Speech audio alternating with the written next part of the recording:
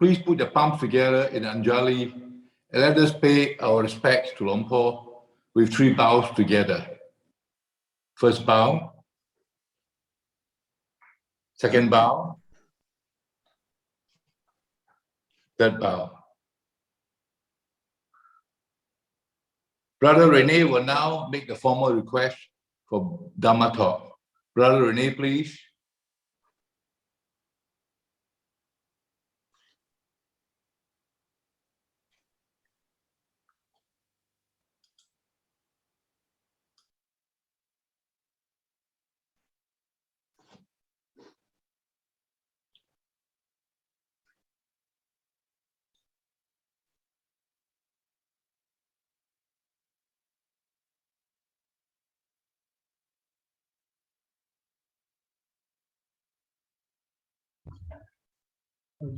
Rama Chaloka Ipati Sampati Katanjaliyan Diwarang Ayachata Santi Dasata Araja Kajatika Te se tu Dhamman Anukang Pipmam Pajan. The Brahma God Sahampati, Lord of the world, we bound join in reverence, requested a blessing. Beings are here with but little dust in their eyes. Pray the Dhamma out of compassion for them.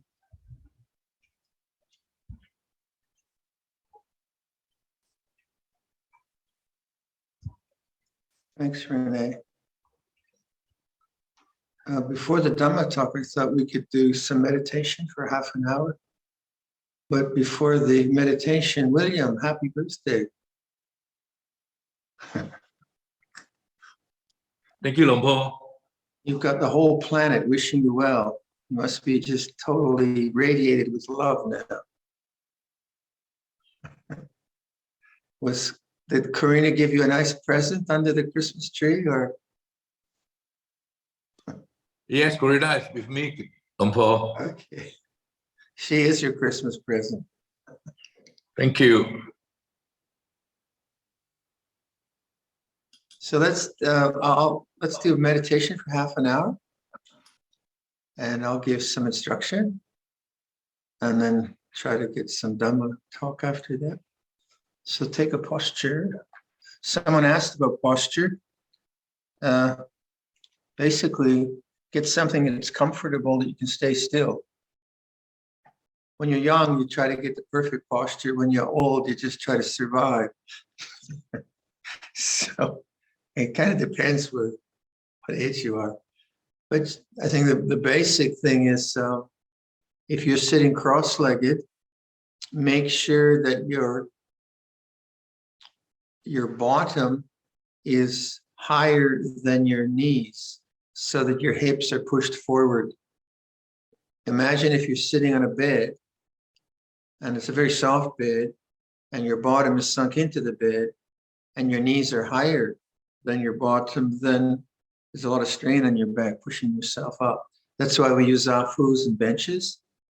So if you have like a good flat posture, your knees are flat on the ground, you don't need much lift. If your knees and thighs or hips are not flexible and your knees are higher, you need more lift. So there was one fellow on the Thai retreat. He had a cushion of about 2 inches and was a young guy. He was in a lot of pain. I just said, well, why don't you just make the cushion higher? He hadn't thought of it. It was an easy solution. He was much less pain. And then also you want to find a posture that you can be fairly still, that you're not fidgeting because of discomfort. So you can actually relax into it. So as you get older, you can use a chair. You can use lying meditation if you want. There's a few technologies, but the basic thing is to get if you're sitting cross-legged, get your hips rolled forward. All right. Let's do some meditation.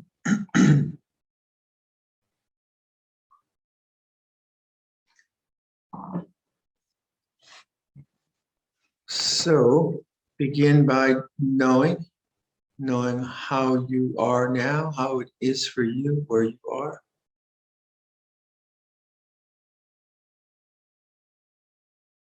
Just knowing that you're present. And notice the silence of the mind as soon as you make that deliberate intention to pay attention. Notice the silence of the mind. Listen to sound. Let the sound come to you, as it were. So, in listening to sound, in this practice, you're not listening for a particular sound. You're not listening to something beautiful or not beautiful. You're just allowing sound to be what it is and witnessing sound. So this is what I mean by emphasizing awareness rather than the quality of sound. Knowing rather than is it a good sound or a bad sound. And again, notice the silence of listening. And you don't have to figure it out. It's not complicated. Just a simple act of listening.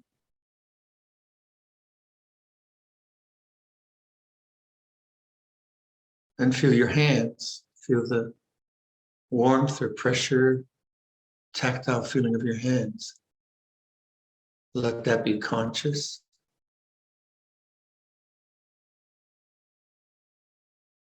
So you localize your attention and sensations in the hands become apparent.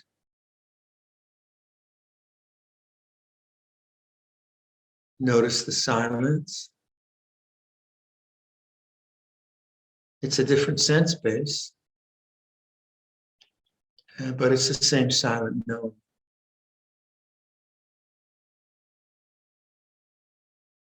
Listen to sound. Feel your hands. Now it's the knowing. It's not complicated. So try not to overthink these practices. So when your mind starts to create a question about whatever, who's thinking? Who's questioning? And notice the silence. Very simple. Keep it very, very simple.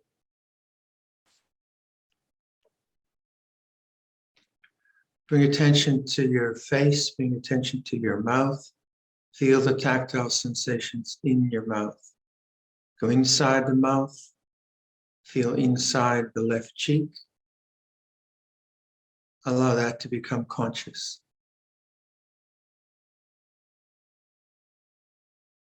Silent noticing.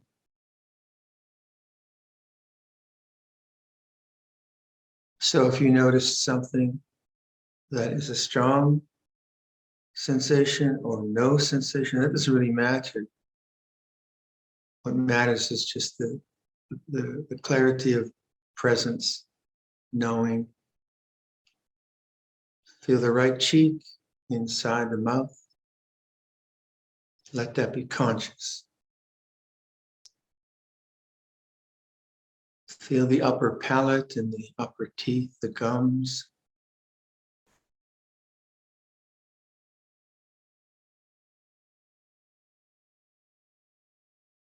The lower palate, the lower teeth and gums.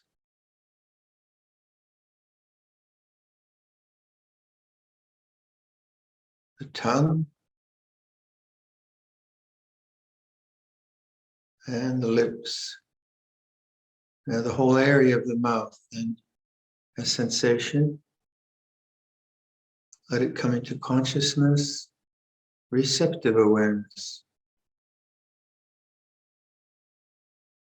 And notice the mind, which isn't desiring anything. It's just with these simple physical sensations. So you're not trying to achieve or get rid of. Simple awareness, simple knowing. Keep it simple. Don't complicate with thoughts and questions and ideas. And if that starts to happen, just who's thinking?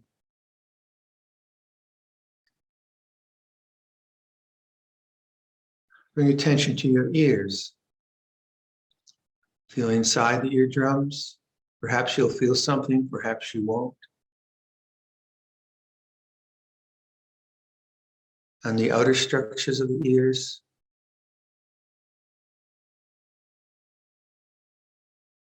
Feel both ears as sensation, as vibration.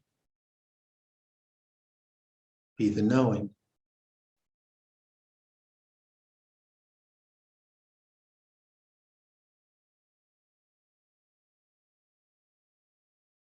The nose. Feel the nose as sensation, the bridge of the nose. Now, if you're trying to notice some special sensation, your eyes will start to squeeze, looking for something. Relax the eyes. Just what is there, let it be conscious. Feel the nostrils. Feel the whole area of the nose as sensation. Let that be conscious. Very simple. No need to analyze.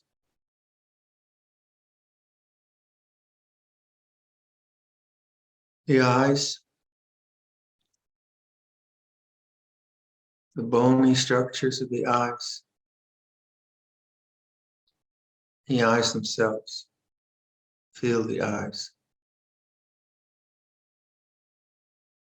Feel any tension or pressure, let that be conscious.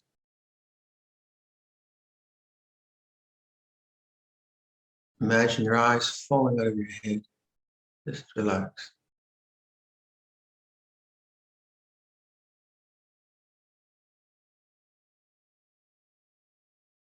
Feel the temples.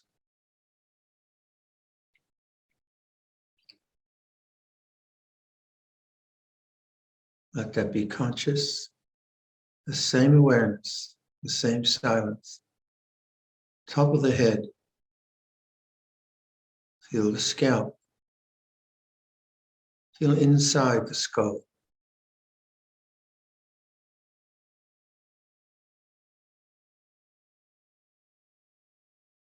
In the back of the head.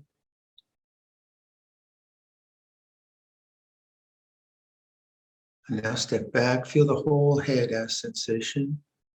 Mouth, ears, nose, eyes, temples, skull. Back of the head as sensation.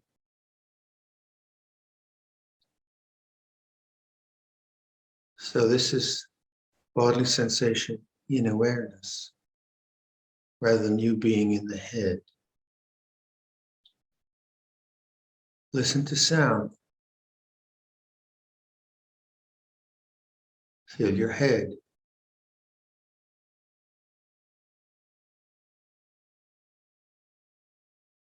Is the awareness different? Does the awareness change?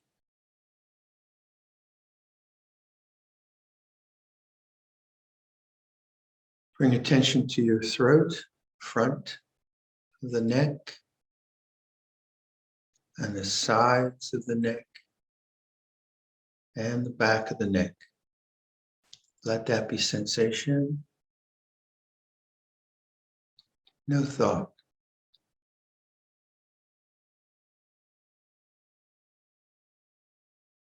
From the throat, go to the right, to the left side of the neck connected to the shoulder. Feel that area as sensation.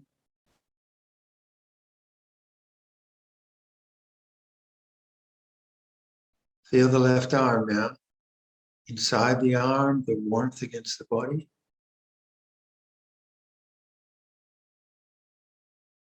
Down the arm to the left elbow. Feel the forearm. Wrist and left hand.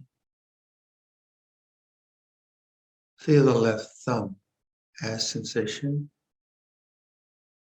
Forefinger, middle finger, ring finger, small finger. Feel the whole hand. Feel the whole arm, all the way to the shoulder, left arm.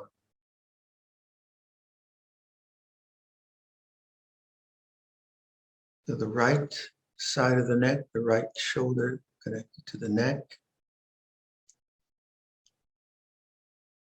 Upper arm, right elbow, right forearm, right wrist, right hand. Thumb, forefinger, middle finger, ring finger, and small finger. Whole hand, whole arm, both arms as sensation. Bring that all together, the head, shoulders, arms. Body in awareness as sensation. Listen to sound.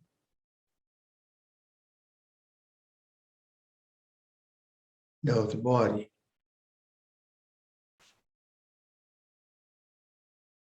Is the awareness different? From the throat, go inside the chest area,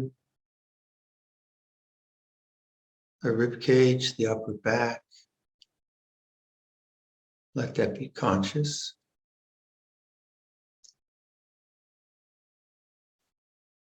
And the lungs and heart, that whole area of the chest. Allow that to be conscious as sensation. No thought, no need to analyze.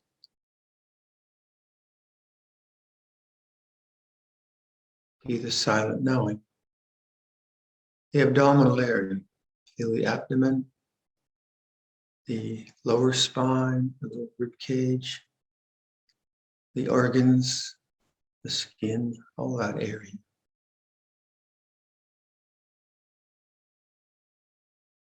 Let that be conscious.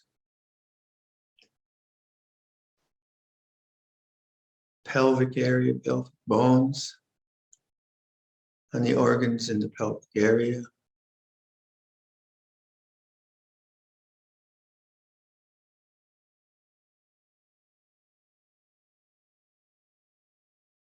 Feel the whole torso, pelvis to chest, arms, shoulders, head, neck, head.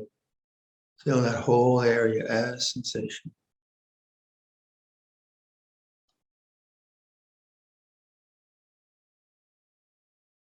Be the knowing. Be awareness. Feel the hips, down the thighs, and both knees, shins and calves, feet on the ground. Feel both legs,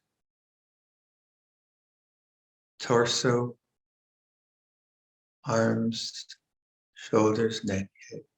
Feel the whole body now as sensation in awareness.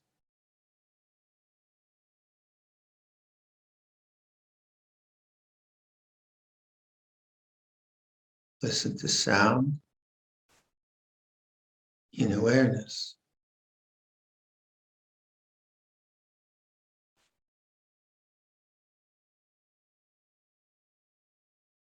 Does awareness have an outer limit? Can you find an edge to awareness?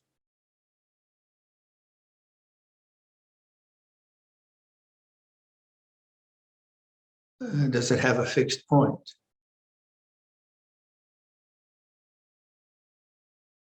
Or is awareness more like space?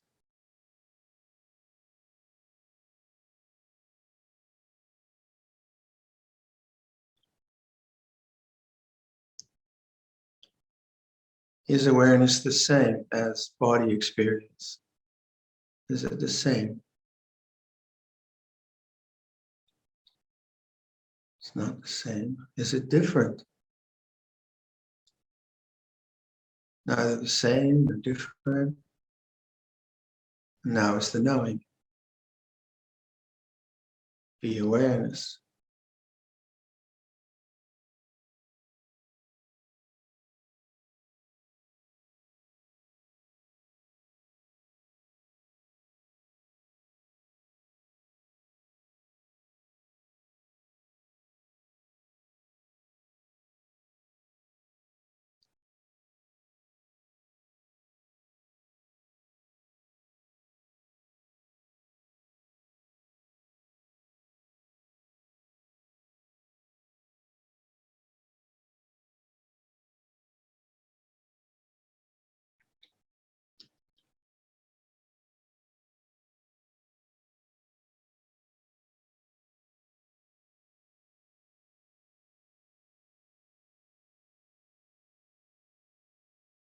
Feel the breathing of the body.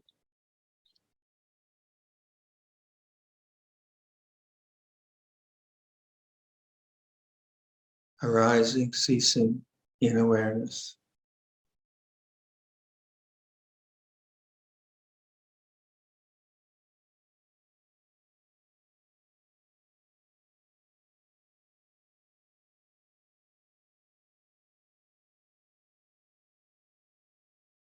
Notice the changing nature of breathing.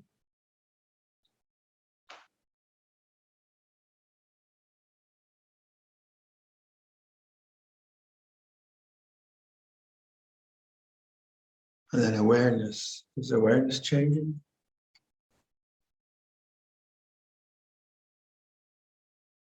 So be aware of breathing.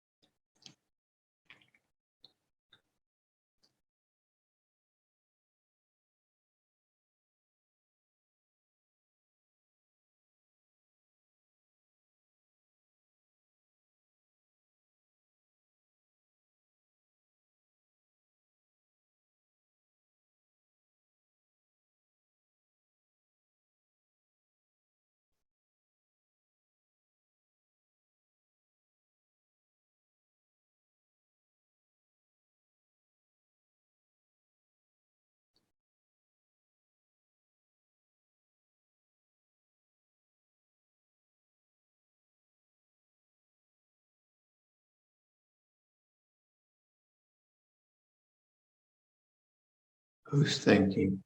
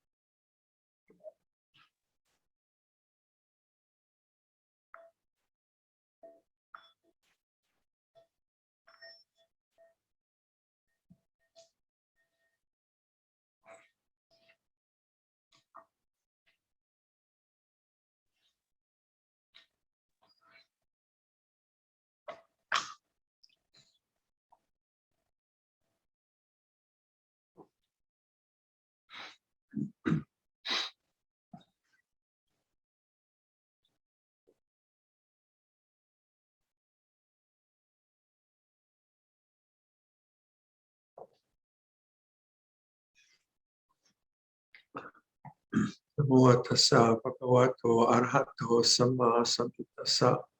Namo tassa bhagavato arahato samma sambuddhassa. Namo tassa bhagavato arahato samma sambuddhassa. Tandamang sangham.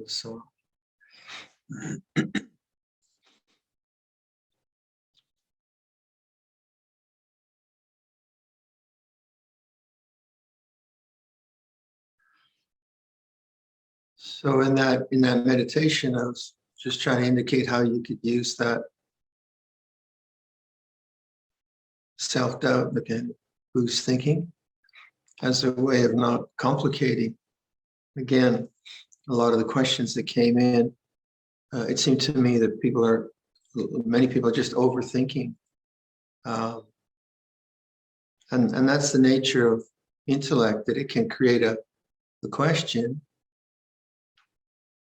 which can be reasonable, and then you can look for an answer, but is it really a skillful question? Because there's so many questions you could ask. Like the classic for me was, someone asked me, does Buddha's teaching of dependent origination prove or disprove Darwinian theory of evolution? I said, don't be silly. It's not what Buddhism's about. So the questions you ask yourself can just be, because the mind likes to talk, basically, likes to create questions and answers. But the question that perhaps, there's I would say there's two avenues of skillful question. One is, what's the cause of suffering? And the other might be, what is unchanging? And what's the transcendent? What is unchanging? So in this meditation, I was just trying to kind of lead you into a contemplation of awareness itself. And awareness isn't something that you normally contemplate. You usually contemplate, as a meditator, your anger issues or dullness or these kind of hindrances that we have. Or you use intellect to solve problems, or you do craft. So most of our attention is on the objective world, which is necessary. You couldn't live without it.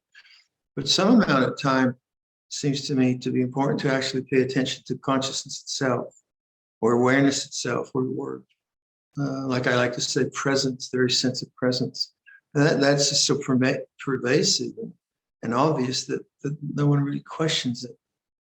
So this meditation was just a kind of exploration. No? It's not really technique, just exploring, like, what is awareness? What is that? So I kind of moved between two sense bases, sound and body. Easy enough, simple enough. But now it's not about the sound or the body, right? So the question is this, like that question, does awareness have a outer limit, a boundary, a border? And again, that's the use of doubt, which brings you to silence. It brings me to silence. Because when I observe, I can't find an edge. I can't find a center. That always brings me back to silence, the silence of awareness. And that isn't a question of trying to suppress thought or create or have an environment, a physical environment, which is very, very silent. It's actually the innate nature of consciousness or the mind is silent and peaceful. And that's so subtle we don't tend to notice it. Like that question, is awareness separate from experience? No. Is it the same experience? No. Is it a thing? No. Is it not a thing? No. So all the categories we have around sense experience and things fall away because it's not a thing. Consciousness is not a thing. Awareness is not a thing. It is as it is. So the simplicity of the language that you find, say, like Luang Por teaching now, it's like this. It's so simple, and yet, what else can you say? Awareness is like this. It has no quality. If you overthink it, then you're in the objective realm of thought, and I think that's the misuse of thought, because here thought cannot go, because thought is constructed. It begins and ends, where awareness isn't a construct. So that's what that meditation is about. And if you find that interesting, then you, when you say do breath meditation or body meditation, you realize it's not really about the breath. So your breath could be shallow, it could be deep, it can be, you could be hyperventilating, you can do pranayama, but it's the quality of attention which is important. So if we develop that quality of attention in very controlled ways, like your meditation space or a retreat, then that quality of attention should then go forth into our life, because it's not dependent on the experience. It's not different, is it? So you might be at a family gathering, which is very boisterous and jolly and jovial and loud. And then you might be in your shrine, very quiet. The awareness doesn't change. The awareness can be with the boisterousness or with the silence. So that's, to me, the fundamental practice which we try to develop all the time. And then real life situations start to come up where that awareness gets, we get caught up with stuff. So I was thinking about Singapore timeliness. Now, I suspect that Singapore meetings always start on time, correct, William? All right. So if someone arrives at a Singapore meeting 8 minutes late, is that like bad news? Okay, let's say at 10 minutes late, someone comes and you've got 10 people around the table and this fellow comes in 10 minutes late. What is the predominant mood around the table? Is it metta, bhavana, oh, poor person, they were caught in a traffic jam, or is it they're late? Oh, no, my time is important. It's not right. Some kind of indignation. That's the birth of self, isn't it? That's what we call rebirth. Irrespective of rebirth and other incarnations, the rebirth of self takes place through thought and through greed, hatred, and delusion. So in this case, this fellow arrives 10 minutes late. Now, like in Wapapong, this is one of the methods that Ajahn Chah used to drive us crazy. He was always late, always making us kind of sit around and wait for things to start, wait for things to end. And it was really a simple practice of torture, where it's kind of around the meal or around whatever. And there was one extreme example of that where some dignitaries came. They're actually Americans, important American dignitaries, and they're into yoga, and they're so enthralled with Ajahn Chah, inspired by him. Oh, the great guru, the great teacher. And he said, well, why don't you come back this evening? We'll do a Dhamma Talk. So they came at 6, he came at 7. He just kept them there for an hour. And these were important people. This was the wife of the ambassador, the American ambassador to Thailand. They're real, they're representing Joe Biden kind of thing. And so then he, and he used the occasion to say, well, how long were you going to be inspired by me? And then he gave a really long talk. I felt so sorry for these women sitting there on a concrete floor And all the time he was saying, well, why do you suffer?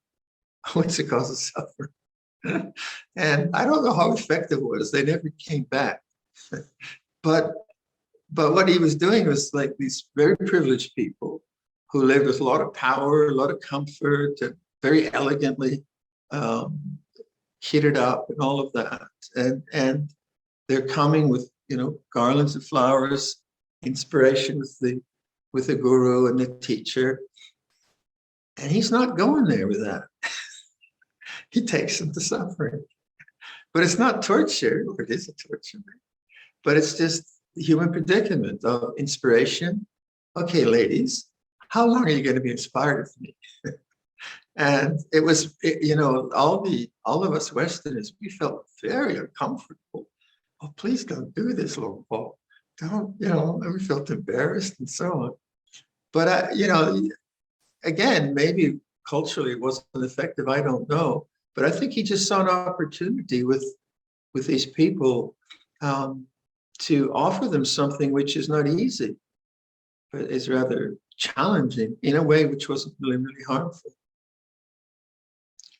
So the sense of self gets born through greed, hatred, and delusion, doesn't it? So you're in the Singapore meeting, someone comes late. Now, how, this practice of awareness, how strong is it then? In the meeting, what takes over? The habit of self and cultural timeliness in Singapore? Or who's angry? Who's irritated? What does this feel like? Which takes over? And that's the real test of our practice, isn't it? We need the quietness. We need to relax the mind and have spaces where we're not working all the time. That's very, very important. Retreats are important. But to make the committee meeting equally important, to make that just as important as the meditation retreat, because those are incredible opportunities. Obviously, if the worldly concerns are overwhelming, you have to somehow retool or get out of there. They're just overwhelming. But oftentimes they're not. They're just annoying or irritating or whatever.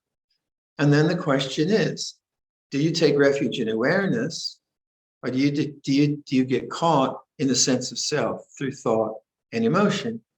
And when you look at it that way, you see how difficult this practice is that the Buddha offers us. To know anger is anger, to know fear is fear, to know judgment is judgment, to know criticism is criticism as a condition that arises and ceases. Very, very difficult. It's very, very difficult. But you can, through doing a retreat and beginning to just, as I was saying earlier, just identify the basic ways the sense of self arises in your consciousness. Just a few. It's just a few. Usually it's like self-doubt, annoyance at your partner, maybe some kind of distracted stuff that you do. It's usually not that many. And then you start to work with that. So, if you're a real time freak and everything has to be on time, you're very judgmental about people not being on time and so on. You say, okay, that's one that I can work with. That's going to happen a lot. So, the person comes in late and your first response is to blast them. You were late 5 minutes. That's wrong speech. It's right speech, maybe according to corporate behavior. I don't know, but right speech is speech which is timely, which is sensitive, which is appropriate to Dhamma. So you start to make, well, every time I get judgmental about something, about my partner, about someone at work, I'm going to try to notice judgment as a form, as a sankhara. So the judging mind, the critical mind, I've seen this in the relationships when I'm with people, and you can see there's a little kind of game going on between a man and a wife or partners or whatever. One will say it was 4.8. No, it was 4.7. This kind of little competitions of irritation and jabs and so on, which I guess it happens, but usually it doesn't look very mindful to me. It just looks like habit. just have it. That's what people do. So you get to like really gauge that, and not that you have to be goody good, right, and perfect. Not that that's all that bad. It's not bad, but you kind of raise your game to see around my partner, or around my business partner, or the people that are close to you, and all that. Where are the areas where self gets reborn? Self and other gets reborn.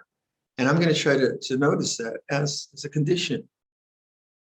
Then it becomes actually quite a powerful practice, because that's so insidious and so quick and so believable, I suppose. And so the mindfulness gets stronger because of intention. You make the intention to wake up to some form of conflict you have with someone, some form of put down of someone else, whatever it might be. And this is the way we enhance this practice of awareness, through intention. And it isn't the intention to become, because that would be egotistical. I'm going to be someone who's always going to be nice to my partner, and I'm going to say the right thing, and I'm never going to be impatient. Good luck. Life doesn't work that way. Life works. You have the flu, you're irritated, and you say something. So that's the norm. But now you're kind of making an intention to awaken to all these things in life. And even though you will, obviously, you'll fail. Fail's not a good word. The habit will be stronger than awareness, but just making the attention to try to be aware around something, around another person, say, that irritates you. Say, let's say that in your relationships, there's a person who has some kind of irritating habit, telling you all the time something or whatever. And you notice that. So I'm going to try to be aware of the reaction of irritation. That's very powerful practice. That's as equally powerful to doing a lot of samadhi practice, because that's where the sense of self gets born. Now, when you take on life as a whole, like when you take on all of life as a monastery, or all of life as a retreat, or all of life as a kind of craft, then your intentions are very, very strong to practice awareness of the way things are, rather than just seeing awareness as controlling. Sometimes, like when I first thought about awareness and mindfulness and things like that, my misinterpretation was that it's something about control. I have to be so aware all the time that I'm always in control. And my emotions were never in control. They're just kind of erupting in all kinds of ways. And I began to say, and Luang Por to discourage that sort of attitude of control to one of awakening. And that was a very important change for me. Awakening, I could always do. Control, I can hardly ever do. So awakening to say a critical emotion, say that the mind feels critical about someone else's behavior, I can awaken to that and begin to take refuge in awareness. Then those alienating emotions and states of mind and habits, they are no longer fueled, and the connection starts to happen with life. The connection of compassion, the connection of caring, the connection of love. And this is, I've been thinking a lot the last year about the confluence of love and awareness. Now, love's it's a pretty powerful word in English, and it's a bit weird too, because you have, you love fish and chips, or at least I do. I'm not supposed to say that, but or you love your kids, or you have romantic love, and then you have transcendent. See, love is a kind of funny word, and yet it is an English word we use, and it is important. We use the words, the Brahma Viharas in Buddhism, metta, karuna, mudita, upekkha. They're foreign to me. I've been using them they're not foreign. I've been using them for 50 years, so I have some clue around them. But the emotional impact of the word love is very, very powerful. So I tried to integrate, what's that word in the context of Buddhist terminology, in the context of my own heart. Where is it wholesome? Where is it unwholesome? And so for me, the Brahma Viharas of kindness, compassion, joy, and equanimity are all aspects of love. Loving acceptance, equanimity. So we use equanimity, which it's a word to me has a bit of coldness in it. I don't know about you. Peace, that works, but like a loving acceptance is a kind of interesting way to look at one's all kinds of experiences. Metta, loving kindness, that kind of makes sense. Compassion, obviously, that care for others. The love of someone who is in your family, who's successful at doing well, that when the heart's open. Now, what is it about that whole package that is not alienating? You don't feel separate. When you worry about your grandchild, then you feel separate. Oh, what's going to happen to my grandchild? Or what's going to happen to my son? Or fear is very alienating. There's me and there's my grandchild or whatever. So how do we come to a more connected way of living our lives? And it seems to me that we first of all have to connect to fear and anger. And what is the connection to fear and anger? It feels like this. That's the connection. When I think angry thoughts, I'm not connected to anger, I'm driven by anger. When I fear anxious thoughts, I'm not connected to anxiety, I'm driven to be an anxious person with anxious thoughts and anxious projections. Whereas the kind of connection to these things is actually, oddly enough, it is non-attachment. This is the kind of paradox of the language of Buddhism, I find, is that full presence to something like fear is non-attachment to fear.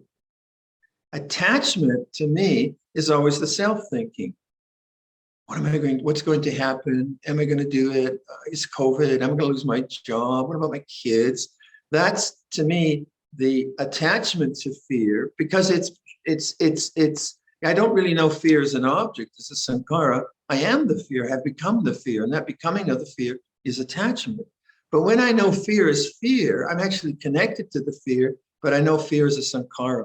I am no longer the fear. So there's a kind of paradox. When we talk about letting go, it seems like, oh, I'll just let go of it. But it doesn't work that way, does it? I'll just let go of fear. I won't have fear tomorrow. Yeah, send me a postcard when that happens. You'll have fear when fear comes. It comes on its own agenda, right? So what is non-attachment? This is a good question, I think, to ask yourself, because we use that word a lot, don't we? Don't be attached, don't be attached. What do you actually mean by that? This kind of language that we have. And okay, so you're at the committee meeting now, and Mr. X has come in, who is 10 minutes late, and your first reaction is idiot, incompetent fool, something like that. And that's habit. That's the habit of a lifetime, maybe. And your whole culture agrees with you. Yes, this person is very foolish. They are 10 minutes late. And so everyone agrees to you. But that, not knowing that critical judgment of the person and feeling averse to them, that is attachment. Now, if you then think, well, I shouldn't be attached, and then you say, may they be well, may they be well, may they be well, that's better than hating them. But it could also be just repressing that habit. So the next time they came in, the habit would be still there. So what's the middle way? Is to see that this person is teaching you about this habit. On a structural level, sure, if you're in charge of the meeting, you can say to them, listen, these meetings are important. Can you be on time? That's fine. That's just good etiquette. But at an emotional dharmic level, then this person becomes a teacher of knowing, oh, this habit feels like this. That's non-attachment. Or who's thinking? Because who's thinking will take you to non-attachment, because you'll be very present with that. And then the consequence is that because you're connected to the fear or to the anger, the fear and anger begin to wash away. They begin to go away from consciousness because they're no longer believed in, they're no longer fueled. They're just sankharas that come and go. Their nature to arise, their nature to die. And you're making the causes and conditions for fear to cease, for anger to cease, for greed to cease. And in the cessation of those things, what becomes apparent is the natural state of consciousness is loving awareness. And this is where there's a confluence of love and awareness. It's not constructed as a meditation technique. It's our real home set. It's a natural consequence of doing this. But the passageway to do that is that you have to be with Mr. X, and you have to be mindful of this feeling of aversion, because if you don't, you've just created me and him, me and him, me and him. So that's the difficult part. That's the difficult part, to bear witness to fear as fear, to bear witness to judgment as judgment, to just bear witness to and trust in awareness. And this is where trust becomes very, very important. So Luang Por Sumedho's beautiful guidance to us, it's like this, is actually very difficult, very profound. You're in the meeting, Mr. X comes in, and your first response is, shouldn't be this way. It's like this. Shouldn't be this way is like this. Who's feeling this? The who's feeling then takes you away from the attachment, the self-view, and takes you directly to the sensitivity that you have to this situation. That's not a judgment. It's not saying that you should feel any way. You feel the way you do feel. But as you witness it, your refuge in awareness becomes more and more profound. You sense, that's peaceful. That awareness is really peaceful. It begins to dominate. And then as these negativity, shall we say, these habits start to fall away, you see the heart's natural place is love. This is the confluence of awareness and love. So we can encourage compassion. We can do generous deeds. This is incredibly helpful because that begins to build a perception, strong perception in the heart what love actually feels like. We can care for each other. We can give each other Christmas presents or whatever we do. Oh, the flowers here. Oops, you can't see the flowers. Ta-ra! These William and all friends sent from your group. So thank you. I thought they were in the picture. So we can do that. So you do that, and it comes here, and it's, oh, that's lovely, flowers. This is a tradition we have. So all these ways of generous action, these are very, very important because they build a heart of joy. Just little acts like that. Say in Thailand, I was just in Thailand, the lay people who were taking care of me would come every morning with a garland of flowers. Thais really do that. They make these beautiful garlands of flowers, and then they'd offer it to me as a kind of act of respect. And then I would offer it to the Buddha. Beautiful, isn't it? It's just absolutely beautiful. The small gestures of civility and the culture of Buddhism has these kind of possibilities.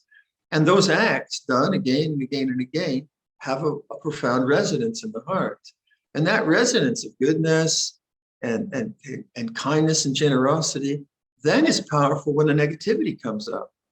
Because it's not just about you and your battle with negativity. There's work been done, or there's been action which gives the heart a kind of strength to, I don't want to go there. I don't want to go to that negativity. I prefer the garland of flowers, thank you very much. Seems like a much nicer space to hang out in.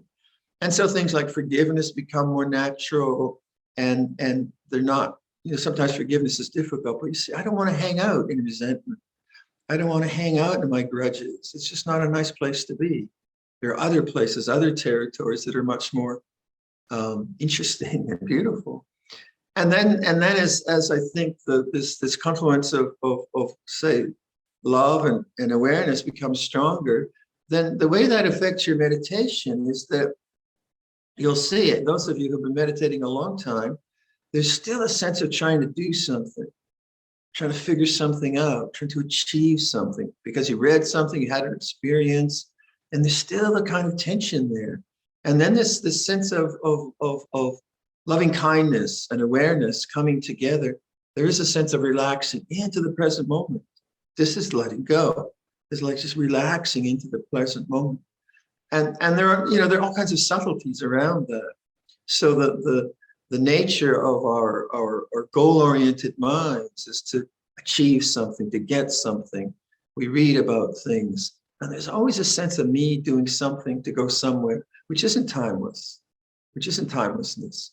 And the knowing becomes more profound and more subtle around the sense of self that is ingrained in our minds in these various ways. So all the small acts of kindness that we do, the acts of generosity, the acts of gratitude, the acts of forgiveness, they're very, very meaningful, very important. And then the meditation takes you possibly to more silent spaces.